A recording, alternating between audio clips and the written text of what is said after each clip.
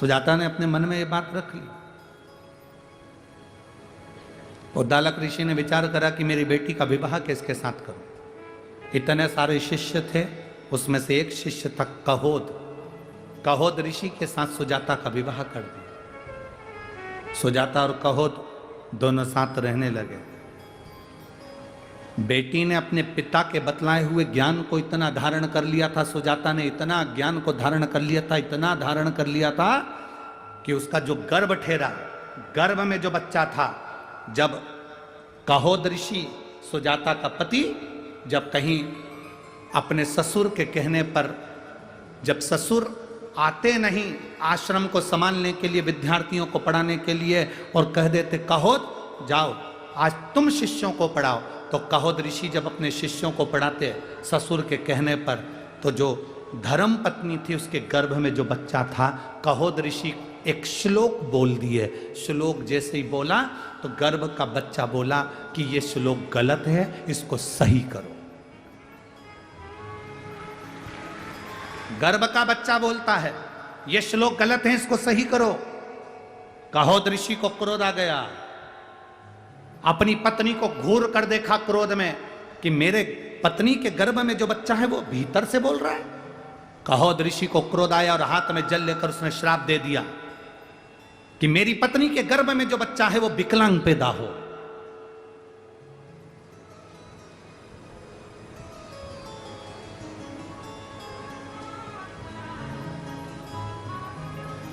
मेरी पत्नी के गर्भ में जो बच्चा वो विकलांग हो। सुजाता की आंख से आंसू बहने लगा।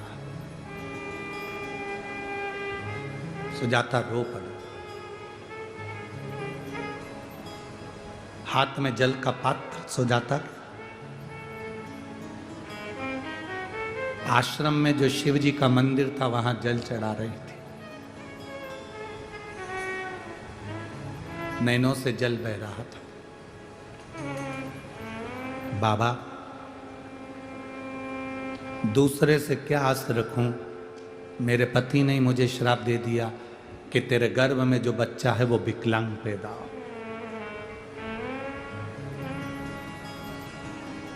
अब श्राप तो कभी गलत नहीं हो सकता ना बाबा।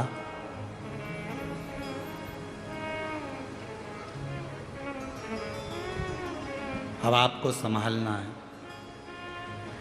जल चढ़ाती, आचमन कर लेती।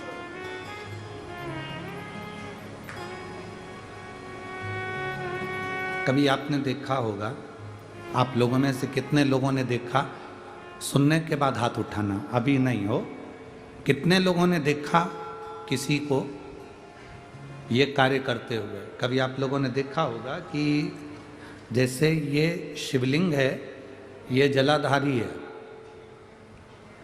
सामने से पानी बहता है, यहां और यहां कई लोगों को आपने देखा होगा कि वो इस तरह से दबाते हैं।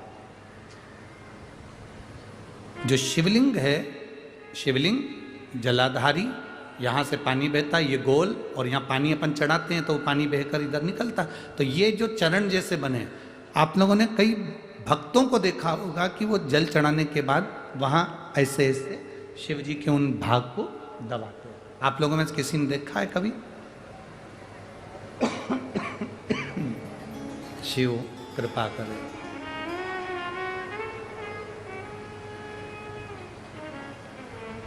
कभी आप लोगों ने देखा होगा? किस किसने देखा? जरा हाथ उठाओ। देखा है सबने? वहां चरण को लोग ऐसा ऐसा धीरे धीरे दबाते हैं। क्यों दबाते हैं? कारण क्या? क्या कारण हो सकता है? 3 स्थान हैं जिसका स्पर्श अलग अलग महत्व देता है। आज 40 गांव की इस कथा में ये चरित्र निकला है, तो जरा अच्छे से समझ लेना।